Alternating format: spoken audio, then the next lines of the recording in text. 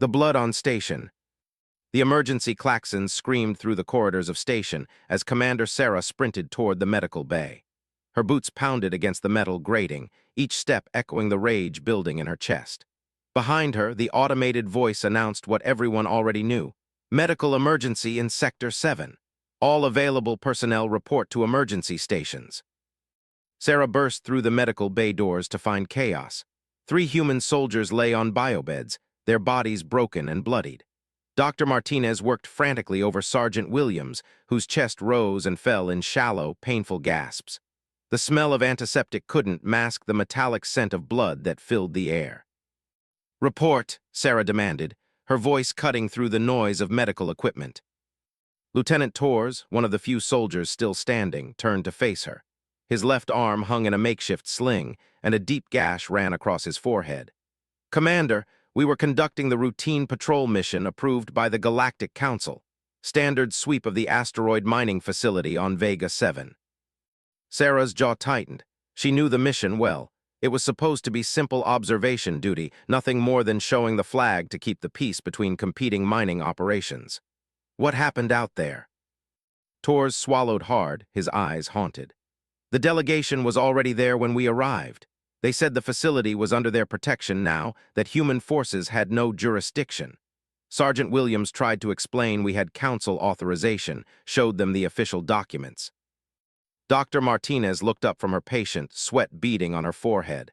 "Commander, I need to get Williams into surgery now. His internal bleeding is severe." "Go," Sarah nodded, then turned back to Torres. "Continue." The commander, some high-ranking official named, he just laughed, said human authorization meant nothing. When Williams insisted we had every right to be there, gave some kind of signal. Torres' voice cracked slightly. "They opened fire without warning. No negotiation, no escalation protocol. They just started shooting." The medical bay doors slid open again as Captain entered, his face grim. As Sarah's second-in-command, had been handling communications with Earth while she rushed to assess the casualties. "Commander, I've got Admiral on priority channel. He wants a full briefing immediately." Sarah looked around the medical bay one more time.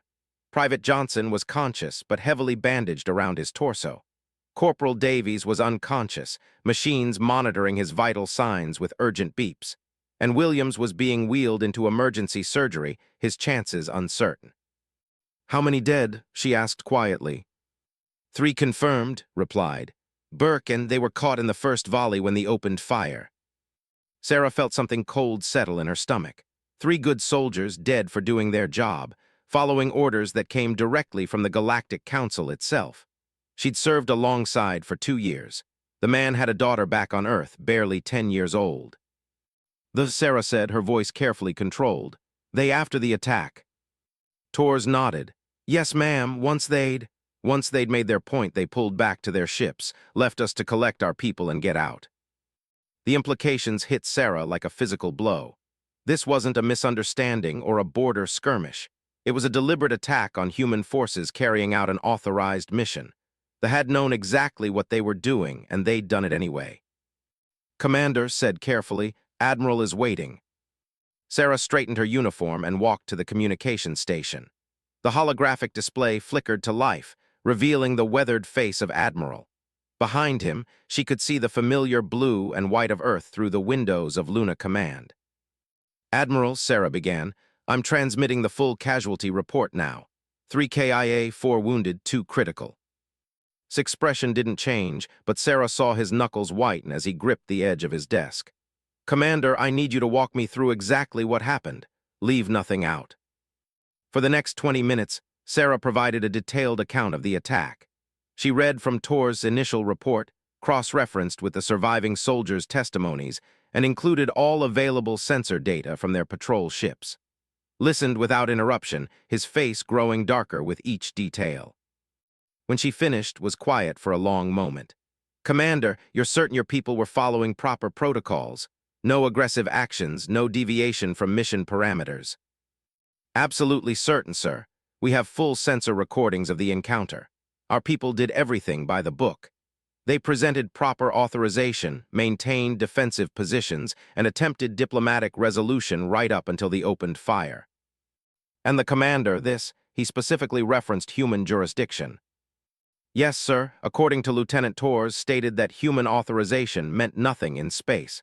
But Admiral, Vega 7 isn't space. It's in the neutral zone, under Council jurisdiction for mining disputes. Nodded slowly. I'm aware of the territorial status, Commander. What concerns me is that this appears to be a deliberate provocation. They knew exactly who they were firing on and why those soldiers were there. Sarah felt a chill run down her spine. She'd served in the outer colonies long enough to understand the political implications. The Galactic Council maintained peace through a delicate balance of power between the major species. Direct attacks on authorized peacekeeping forces could shatter that balance entirely. Sir, Sarah said carefully, what are my orders regarding future patrols in that sector? For now, maintain normal operations but with increased security protocols. Double patrols, full combat readiness. I'm calling an emergency session with the Council representatives tomorrow. Paused, his expression hardening. Commander, I want you to understand something. This attack wasn't just on your soldiers. It was on the authority of Earth and the legitimacy of human participation in the Council. The communication link flickered as Dr. Martinez approached. Commander, Sergeant Williams is stable for now, but the next 48 hours are critical.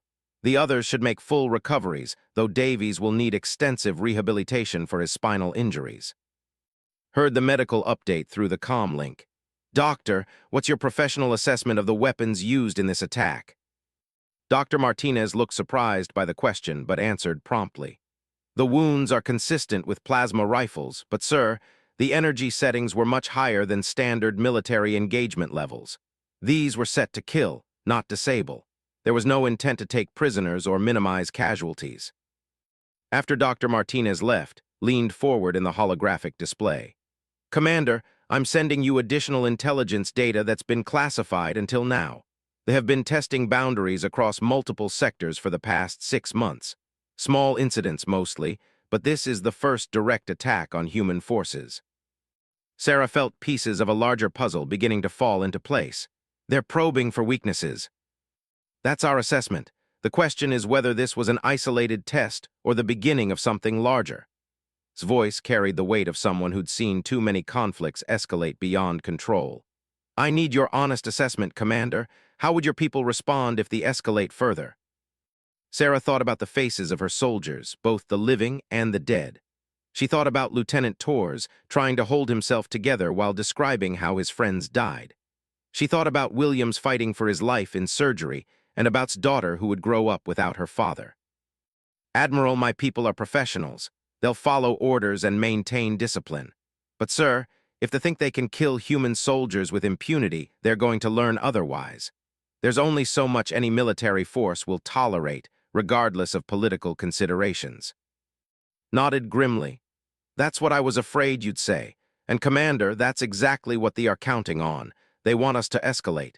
They want to force Earth into a position where we have to choose between defending our people and maintaining peace with the Council. The implications hit Sarah like a cold wave. If Earth responded too aggressively, they could be painted as the aggressors, potentially losing support from other Council species. But if they didn't respond strongly enough, it would signal to every hostile faction that human forces were acceptable targets. What's the political situation with the other Council members? Sarah asked. Mixed. They are publicly neutral but privately sympathetic to our position. The Federation is concerned about setting precedents for territorial disputes. The Commonwealth is, as usual, focused entirely on their own interests. Rubbed his temples. The problem is that they have significant economic influence. Several species depend on their trade networks. Sarah understood. Politics and economics often trumped justice in galactic affairs.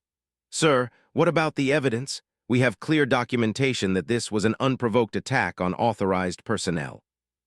Evidence matters, but interpretation matters more.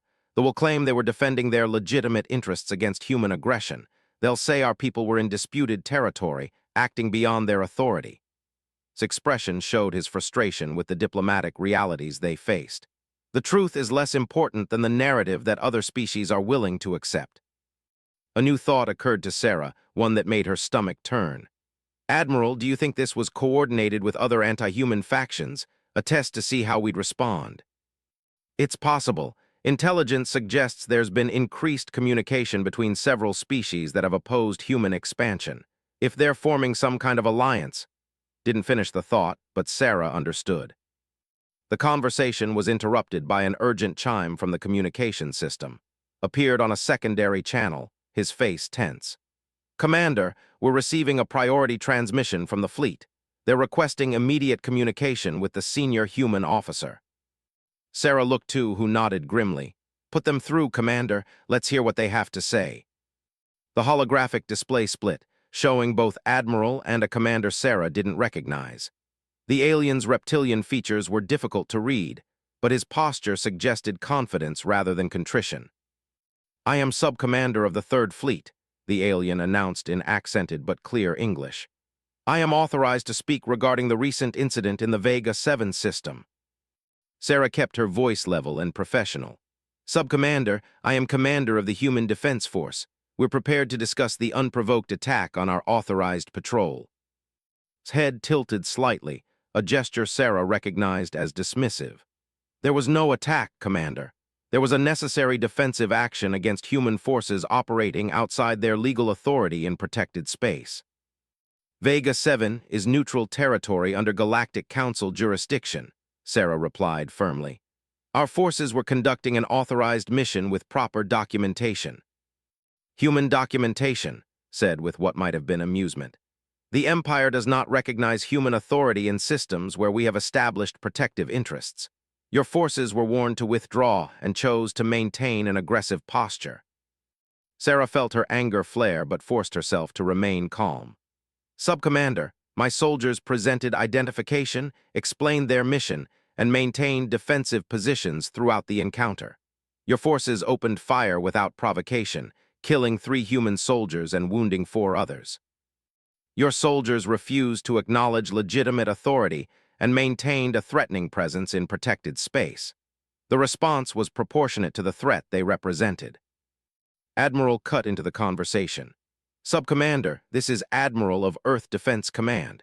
Are you stating that the Empire intends to unilaterally determine the validity of Galactic Council authorizations? Turned his attention to, and Sarah could see calculation in the alien's eyes. Admiral, your reputation precedes you. The Empire respects the Galactic Council's authority in matters where that authority is legitimately exercised. However, we cannot permit human forces to use Council authorizations as pretext for military expansion in regions of interest. The authorization was for mining dispute resolution, not military expansion, replied. And it was issued by the Council itself, not by human authorities. The distinction, said smoothly, is less clear than you suggest. Human forces have been increasingly aggressive in their interpretation of Council mandates. The Empire has been patient, but patience has limits. Sarah realized they were listening to a carefully prepared justification rather than an attempt at genuine communication. This conversation was being recorded by both sides, creating an official record that would be presented to the Galactic Council and used to justify future actions. Sub-Commander, Sarah interjected, are you saying that the Empire reserves the right to attack any human forces they consider to be in violation of their interpretation of proper authority? His pause was brief but telling. Commander, the Empire reserves the right to defend its interests against any threat, regardless of the species or claimed authority of that threat. This has always been our position. The implications were clear and chilling. They were essentially declaring that they would determine unilaterally when human forces represented a threat worth attacking. There would be no appeals process, no arbitration, no warning beyond whatever ultimatum they chose to deliver. His voice carried a new edge when he spoke. Sub-Commander, you're describing a position that essentially places judgment above Galactic Council authority. I trust you understand the implications of such a stance. Admiral, the Empire has been a member of the Galactic Council far longer than humanity. We understand very well how Council authority works, and more importantly, how it doesn't work when certain species attempt to expand beyond their legitimate sphere of influence. Sarah felt the conversation slipping toward open hostility. Both sides were establishing positions that would be difficult to walk back from. More concerning was the realization that this entire exchange was probably exactly what they wanted. a clear record of human demands for accountability met with refusal to acknowledge wrongdoing. "Subcommander," Sarah said, trying one more approach, "regardless of interpretations of authority, 3 human soldiers are dead. Are you stating that the Empire accepts no responsibility for their deaths?" His response was immediate and cold. "I am stating that the Empire regrets any loss of life that results from human forces placing themselves in situations beyond their authority. We hope that future human operations will be conducted with greater respect for established spheres of influence." The communication link terminated abruptly, leaving Sarah staring at the space where his image had been. The silence stretched for several seconds before spoke. "Well, Commander, I think we have our answer about intentions. They've essentially declared that they'll attack any human forces they choose to, and they'll justify it as self-defense regardless of the circumstances." Sarah nodded, feeling the weight of command settle more heavily on her shoulders. "Admiral, what are my orders if they attack human forces again?" Was quiet for a long moment, and when he spoke, his voice carried the authority of Earth's military command. "Commander, your first priority remains the safety of your personnel and the completion of your assigned missions. However, you are authorized to use any force necessary to defend human lives and property. If they want to establish that human forces are acceptable targets, they're going to learn that humans defend themselves." The communication link closed, leaving Sarah alone with her thoughts and the weight of what was coming. She walked back to the medical bay, where Dr. Martinez was updating charts on her wounded soldiers. Williams was still in surgery, but the doctor's expression suggested cautious optimism. "How are they doing, Doc?" "Better than I expected. Davies is responding well to treatment, and the others should be back to duty within a week." Dr. Martinez paused in her work. "Commander, what happened out there is going to happen again, isn't it?" Sarah looked at her wounded soldiers, then at the empty beds where the bodies of her dead had been prepared for transport home. "Yes, Doc, I think it is." As she left the medical bay, Sarah began composing the most important message of her career. Not to Earth Defense Command. Admiral would handle military communications. This message was going directly to the Galactic Council, demanding an emergency session to address the unprovoked attack on human forces and the Empire's refusal to acknowledge Council authority. But even as she wrote the formal diplomatic language required for Council communications, Sarah knew the real message Earth needed to send was simpler and more direct. The thought they could kill human soldiers without consequence. They were about to learn how wrong they were. The war that nobody wanted was coming, and it would start with the simple principle that human lives meant something to humanity, even if they meant nothing to the Empire. The Council Chambers. The great Council Chambers of Nexus Station orbited the twin stars of the system, a neutral location chosen specifically because no single species could claim it as their territory. Ambassador stepped through the atmospheric barrier into the vast circular chamber, her diplomatic credentials by scanning beams that analyzed everything from her genetic markers to the molecular composition of her clothing. She was early, deliberately so, had learned long ago that arriving before the other delegates allowed her to observe their interactions, their body language, their whispered conversations that revealed far more than formal speeches ever would. Today, she needed every advantage she could get. The chamber itself was a marvel of engineering and diplomacy. The floor was divided into distinct environmental zones, each tailored to the specific needs of different species. The Aquarian delegation sat partially submerged in their water-filled section, while the representatives existed in their high-energy light matrix areas. At the center, a raised platform surrounded by atmospheric controls allowed for universal communication. Took her place in the human section, reviewing her notes one final time. The attack on Commander's patrol had occurred 72 hours ago. In that time, the political landscape had shifted in ways that made her job exponentially more difficult. The delegation entered first, their tall, slender forms moving with characteristic grace. Ambassador caught her eye and nodded slightly, a gesture of support that was worth its weight in processed gold. They had been Earth's closest allies since first contact, sharing similar values regarding individual rights and democratic governance. Next came the Federation representatives, their bulky environmental suits necessary to maintain their high-pressure atmosphere requirements. Ambassador had been polite but non-committal in preliminary discussions. The valued stability above all else, which could cut either way depending on how they interpreted current events.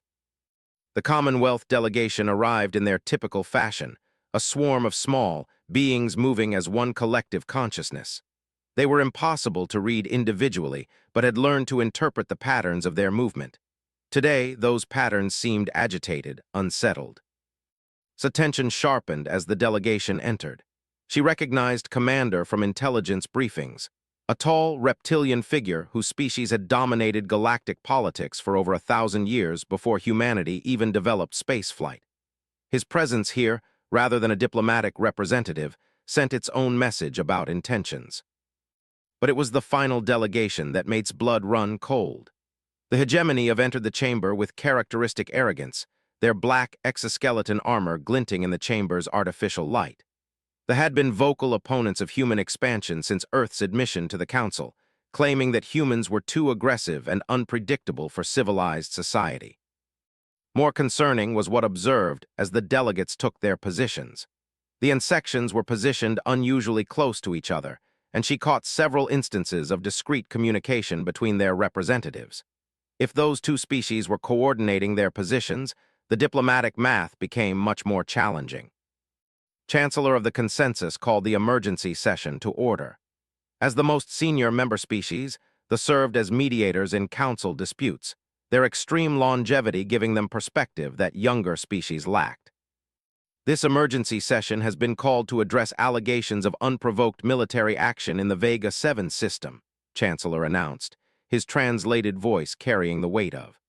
Ambassador of Earth has requested the floor to present the human position. Stood and activated her translation matrix, ensuring her words would be accurately conveyed to all species present. Honored delegates, I come before the Council today not just as a representative of Earth, but as a voice for the principles that bind our alliance together.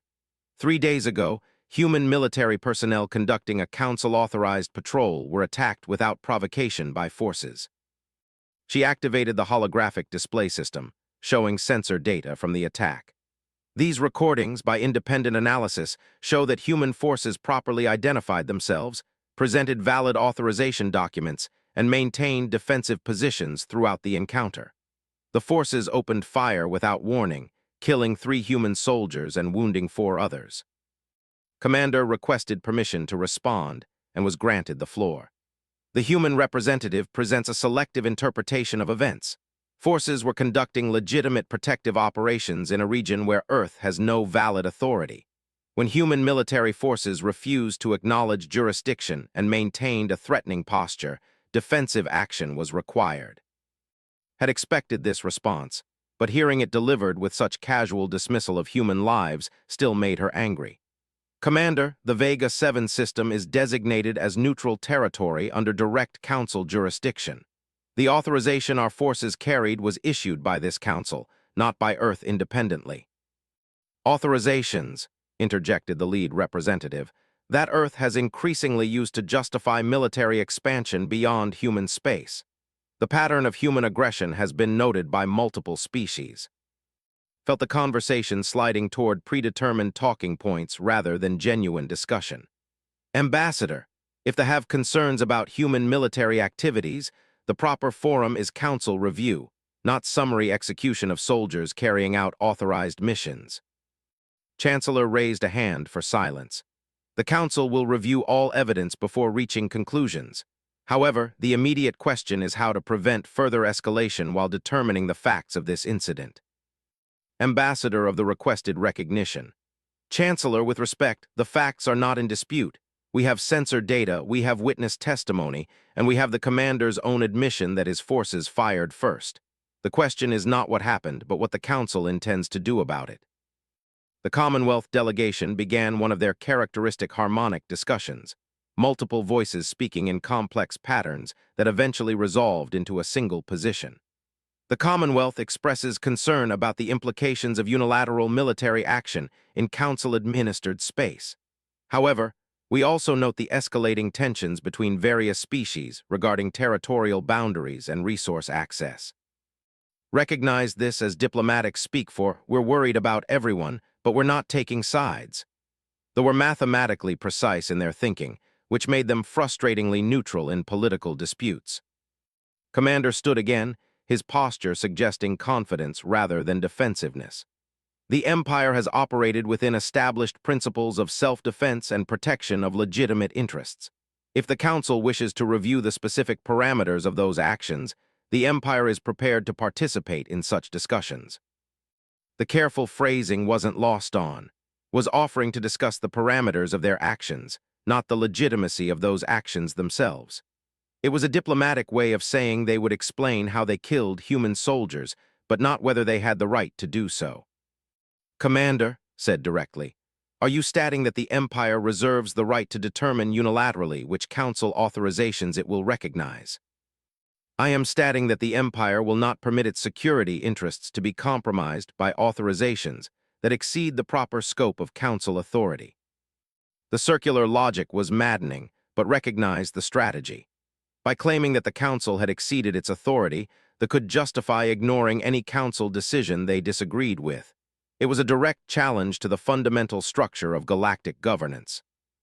Ambassador of the Federation spoke for the first time. This Council has a primary responsibility to maintain stability and peaceful resolution of disputes. The use of military force against authorized personnel threatens that stability regardless of the justifications offered. Felt a spark of hope. There were traditional allies but their commitment to stability might override species loyalty if they saw the larger implications. Ambassador, Commander responded, the greatest threat to stability comes from the steady expansion of human military presence in regions where they have no historical claim or legitimate interest. The Empire seeks only to maintain the balance of power that has preserved peace for centuries. By shooting first and asking questions later, couldn't keep the edge out of her voice. Commander, your forces killed human soldiers who were conducting routine patrols. There was no threat, no provocation, no justification for lethal force. The representative rose to his feet with characteristic dramatic flair. The human representative speaks of provocation as if human expansion itself is not provocative. Earth has gone from first contact to Council membership to military operations across dozens of star systems in less than 2 centuries. Such rapid expansion has never been achieved without aggressive intent. Realized she was watching a coordinated attack on Earth's position, with the providing specific justification while the offered ideological support. Ambassador, human expansion has followed the same legal and diplomatic channels available to all Council species. Every human colony, every trade route, every military posting has been properly authorized and documented. Authorized by a Council that admits new members with unprecedented speed and grants them privileges that older species required to earn, replied. The structural bias toward rapid human advancement is itself a form of aggression against established galactic order. Saw Chancellor observing the exchange with the patient expression of someone who had seen similar arguments play out over geological time scales. They had been mediating galactic disputes since before most other species had achieved space flight. Honored delegates, Chancellor said calmly, this session was called to address a specific incident, not to the broader questions of galactic expansion policy. While those questions have merit, they are separate from the immediate issue of military action against authorized personnel. Seized the opportunity to refocus the discussion. Chancellor, the immediate issue is clear. Human soldiers carrying valid Council authorization were killed by forces. Earth demands formal censure of the Empire and compensation for the families of the dead. Earth demands, Commander repeated with what might have been amusement. The human capacity for making demands after only 2 centuries of galactic presence continues to astound. The insult was calculated and deliberate, designed to provoke an emotional response that would undermine Earth's diplomatic position. Forced herself to remain calm. Commander, the length of human Council membership is irrelevant to the legitimacy of our forces' authorization or the illegitimacy of your attack upon them. Is it? The representative leaned forward. Perhaps the Council should consider whether a species that has been involved in continuous military conflicts since achieving spaceflight is suitable for peacekeeping operations at all. Felt the ground shifting beneath her feet. This wasn't just about the Vega 7 incident anymore. The N were using the attack as a pretext to challenge Earth's entire role in the Council. Ambassador of the stood abruptly. The Confederation objects to this line of reasoning. Human military actions have consistently been defensive in nature and properly authorized by Council protocols. To suggest otherwise is to ignore documented historical fact. The replied smoothly, have been notably supportive of human positions in most matters. Their objectivity on this issue might be questioned. Realized the debate was being maneuvered away from facts and toward political allegiances. If the discussion became about which species supported whom, rather than about what actually happened at Vega 7, Earth would lose. Chancellor said firmly, I request that this council focus on the evidence rather than on speculation about species motivations. We have clear sensor data showing that human forces were attacked without provocation while conducting authorized operations. The identity of the attacking forces is not in dispute. The authorization of the human mission is documented, and the only question is what action the Council will take in response. Chancellor nodded slowly. The Council will indeed focus on evidence and established fact. However, the broader context of galactic stability must also be considered in determining appropriate responses. Felt a chill at those words. Broader context and stability were often diplomatic code for we'll ignore wrongdoing to avoid conflict. If the Council decided that pursuing justice for murdered human soldiers would be too destabilizing, they might choose to sweep the entire incident under the diplomatic carpet. Commander seemed to sense the same shift in the discussion. The Empire remains committed to galactic stability and peaceful resolution of disputes. However, that commitment cannot extend to ignoring legitimate security concerns or accepting human military expansion without appropriate limits. It was a masterful piece of diplomatic positioning, was presenting the as reasonable peacekeepers who were simply trying to maintain order against aggressive human expansion. Never mind that they had shot first and killed soldiers who were following orders. The Commonwealth requested recognition for another harmonic discussion. Their multiple voices rose and fell in complex patterns before resolving into their collective position. The Commonwealth calculates significant probability of escalating conflict if this incident is not resolved through compromise acceptable to all parties. Mathematical modeling suggests that rigid adherence to legal principles, while admirable, may produce suboptimal outcomes for galactic stability. Translated that from diplomatic speak. You're probably right about the law, but we're more worried about starting a war than about dead human soldiers. With respect to the Commonwealth, replied, mathematical models cannot replace moral principles. If the Council accepts that member species can kill authorized personnel with impunity, we establish a precedent that makes future conflicts inevitable rather than preventing them. Ambassador of the Federation nodded thoughtfully. The human representative raises valid concerns about precedent. If Council authorizations can be unilaterally voided through military action, the authority structure that maintains galactic order is compromised. Felt another spark of hope. If she could frame this as an issue of Council authority rather than human versus interests, she might find more support among species that valued institutional stability. Precisely, continued. This incident threatens the fundamental principle that Council decisions have meaning and legal weight. If any species can choose to ignore authorizations they dislike and use military force to enforce their interpretation, the Council becomes meaningless. The Council, interjected, becomes meaningless when it serves primarily to facilitate the expansion of species that have not earned the wisdom to exercise galactic influence responsibly. The mask was coming off now. They weren't just opposing Earth's position on this incident, they were opposing Earth's membership in the Council itself. Decided it was time to make the stakes explicit. Ambassador, are you suggesting that the hegemony does not recognize Earth's legitimate membership in this Council? The question hung in the air like a challenge. If said yes, he would be openly challenging the Council's own decision to admit Earth. If he said no, he would undermine his argument about human unworthiness. His pause was brief but telling. The hegemony recognizes all decisions properly made by this Council. However, we reserve the right to question whether decisions made under unusual circumstances continue to serve galactic interests. Felt her anger flare. Unusual circumstances? Earth's admission to the Council followed the same protocols applied to every other member species. Our application was reviewed, debated, and approved by majority vote. A majority, Commander observed.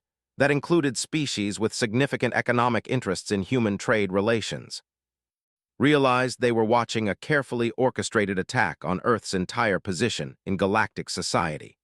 The Vega 7 incident was just the opening move in a larger campaign to marginalize human influence. Honored delegates, Chancellor interrupted before could respond. This session is approaching the limits of productive discussion. The Council will recess for individual delegations to consult their governments and consider all evidence presented. Knew this was diplomatic speak, for we need time to count votes and make deals behind closed doors. The real decisions would be made in private conversations between species representatives, not in formal session.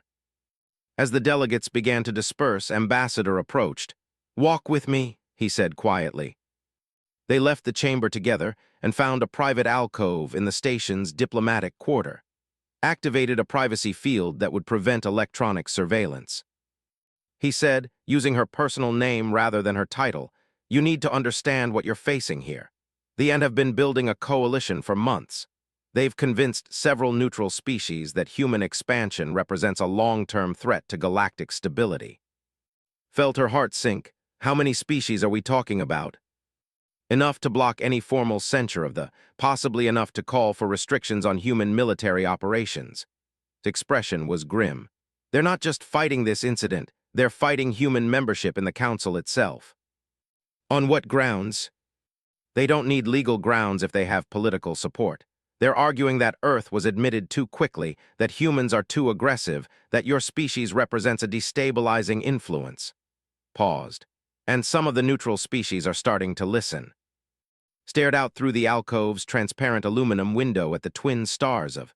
Somewhere out there, Commander was waiting for orders. Somewhere else, the families of dead soldiers were waiting for justice.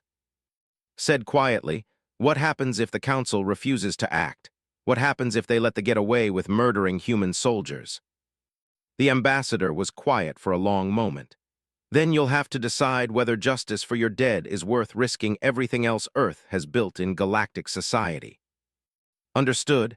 If Earth pushed too hard for justice, they could lose their Council membership entirely. If they didn't push hard enough, they would signal that human lives were expendable. There is one other option, said carefully. Earth could issue its own response to the action, outside of Council authority. Looked at him sharply. Are you suggesting unilateral action? I'm suggesting that some messages are clearer when delivered directly rather than through diplomatic channels. Met her eyes. Your species didn't survive and reach the stars by accepting injustice quietly. As watched her only reliable ally walk away, she realized the choice was becoming stark and clear. Earth could accept galactic justice that valued peace over truth, or they could deliver their own justice and face the consequences. Either way, the galaxy was about to learn something important about humanity. The only question was whether they would learn it through diplomacy or through more direct means. Composed a priority message to Earth, knowing that her next words might determine whether humanity's future lay in galactic cooperation or galactic conflict. The message from Earth. President stood at the observation deck of Luna Command, watching Earth turn slowly beneath the vast dome of star-filled space. The planet looked peaceful from here, blue and white and beautiful, giving no hint of the momentous decision being debated in the secure conference rooms behind her.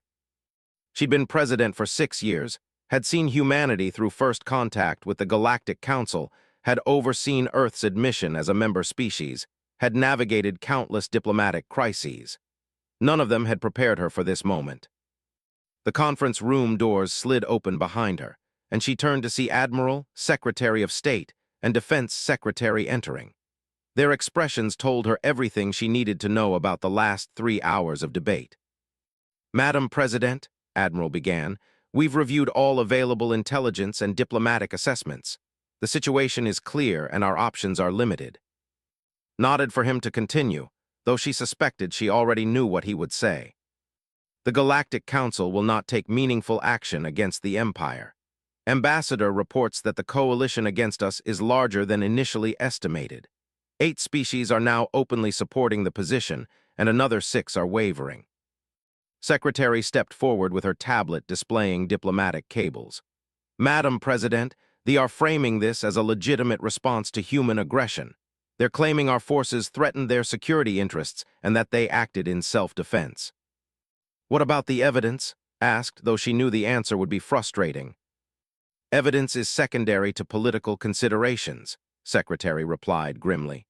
The council species are more concerned about maintaining stability than determining guilt. They're afraid that holding the accountable might destabilize the current power balance. Felt the weight of leadership settle more heavily on her shoulders. She'd always known this moment might come, the point where Earth would have to choose between galactic acceptance and human principles. Admiral, she said quietly, give me your honest assessment. If we accept the Council's decision to take no action, what are the long-term implications? Admiral exchanged glances with the other advisors before responding. Madam President, if we let this stand, we signal to every hostile species that human soldiers are acceptable targets. We'll see more attacks, more provocations, more testing of our resolve. Eventually, we'll face a choice between abandoning our people or fighting back anyway, but from a much weaker position. And if we take unilateral action, we risk our council membership, our trade relationships, our diplomatic standing, Secretary said. But we also send a clear message that Earth protects its own. Turned back toward the observation window, watching the Terminator line creep across Earth's surface as the planet rotated. Somewhere down there, the families of Burke and were grieving their lost loved ones. Somewhere else, military families were watching the news and wondering if their sons and daughters would be next. There's something else, Madam President, Admiral said quietly. We've received intelligence that they are planning additional provocations. They're interpreting our diplomatic approach as weakness. Felt something cold settle in her stomach. More attacks. It's likely. The intelligence suggests they're planning to challenge our presence in other systems, possibly with the same tactics they used at Vega 7. Admiral paused.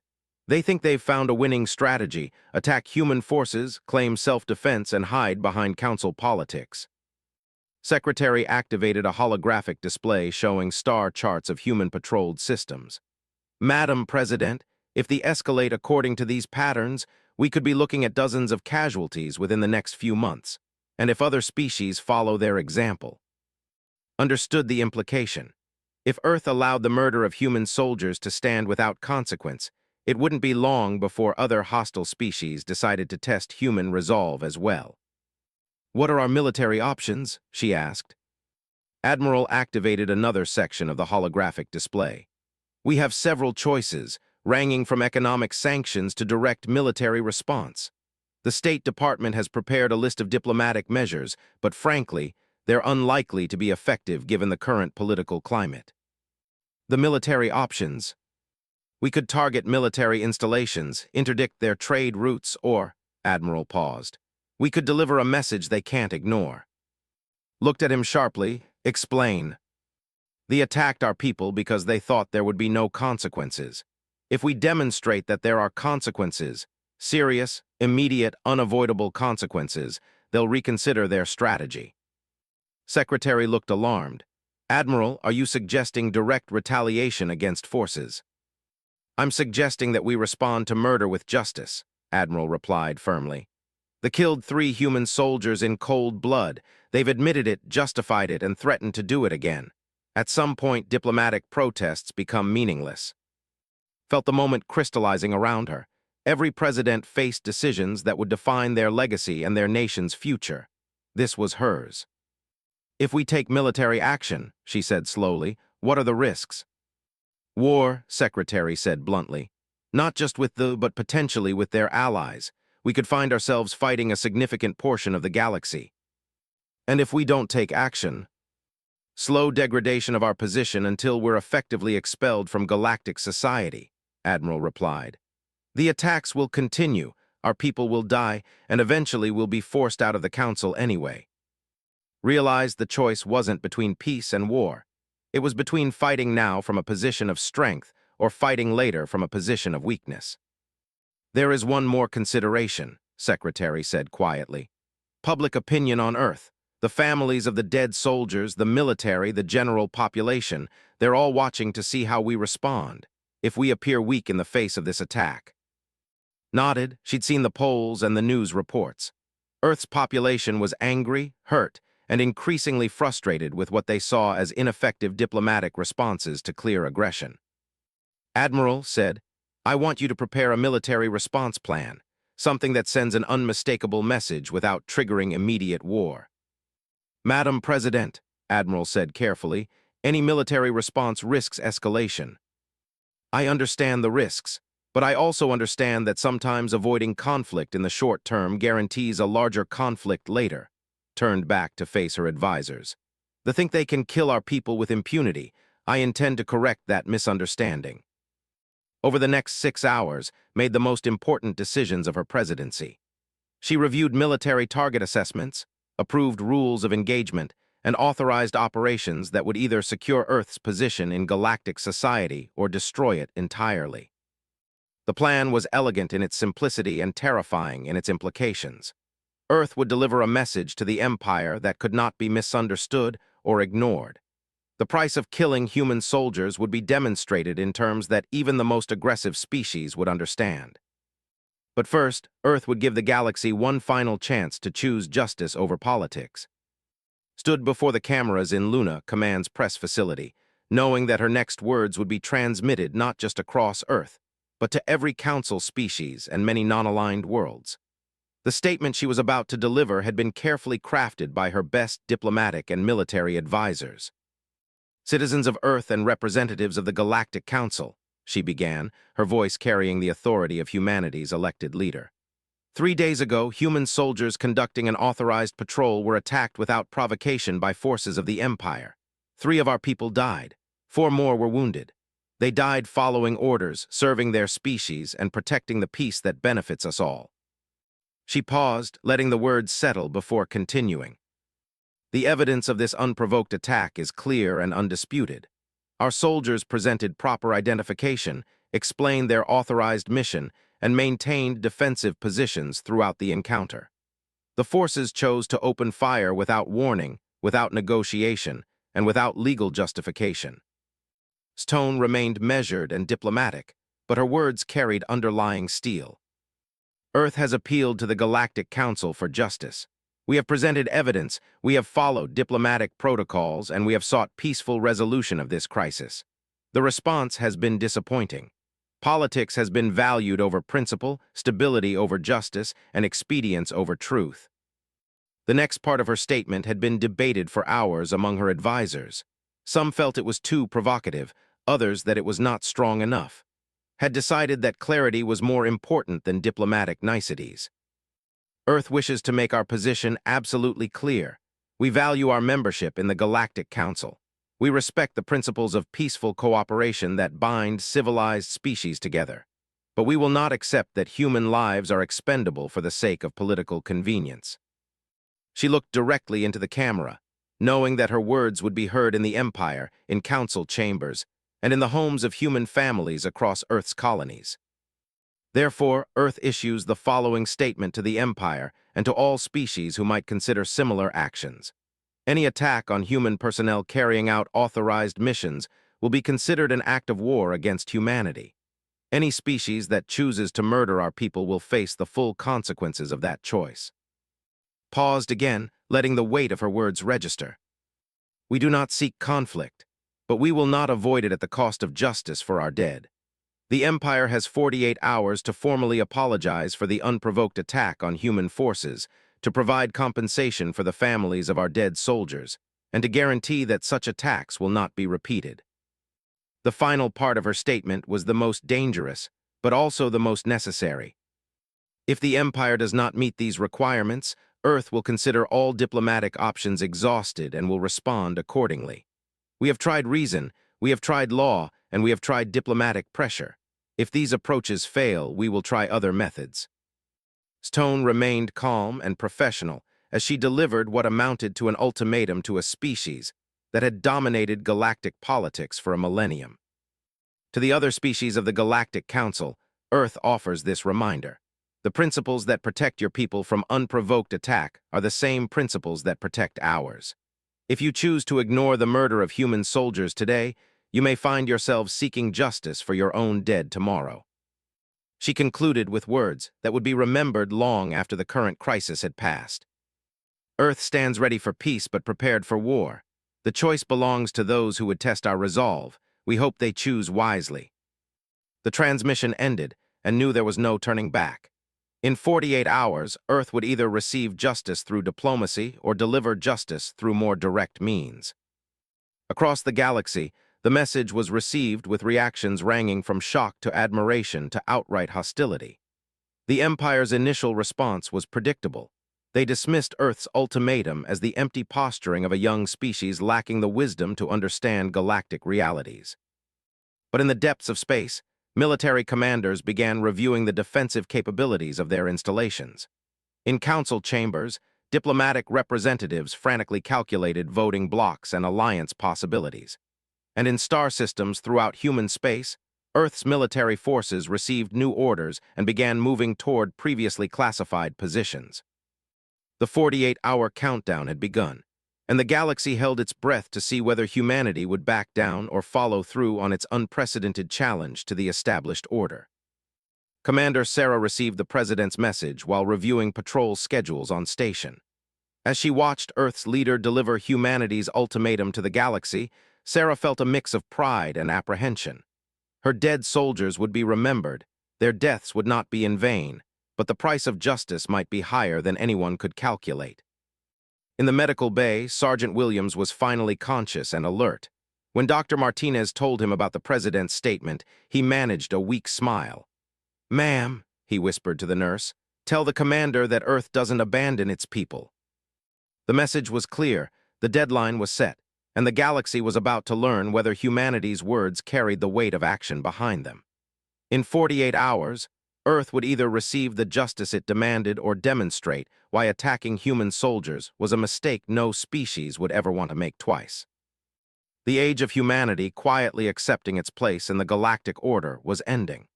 What would replace it depended on choices that would be made in the next 2 days by beings who had underestimated the species they thought they understood.